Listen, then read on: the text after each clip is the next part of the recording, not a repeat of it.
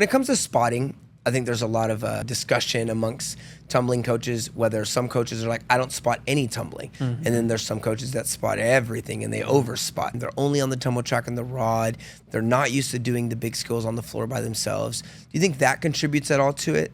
In some cases, I think that it could. I personally have tons of different methods that I use to go from spotting a kid to creating some distance to then Winging them off. standing on the floor. And when someone has a tumble block, is that the goal, to try to get them to do it somewhere by themselves? A lot of times, yeah, the typical tumbling ladder that a lot of coaches use when a kid's dealing with the tumble block is they'll say, okay, we're going to do it here. We're going to do it off the tumble track to the crash mat. Then we're going to put maybe a panel mat on top of the crash mat to make it a little bit harder. And then if a kid gets stuck, then it's like, okay, let's go back to rod floor. But what I try to do is get the athlete to get the feeling of doing a skill that they haven't done in a long time.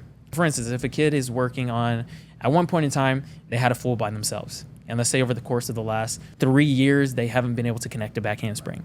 So let's say it's been 3 years that they've been stuck on trying to do this back handspring, but a coach won't allow them to move on to work on any other skills. But you understand from the coach's perspective, it's like, if you're not doing your back handspring, there's no sense in you doing tucks, layouts, and fulls. What I try to do is allow the athlete to go ahead and work on some of these bigger skills again, even if it requires me to spot them. So they're like, wow, I still can do these things. It helps them to just enjoy being in the gym again. So that's what I try to do.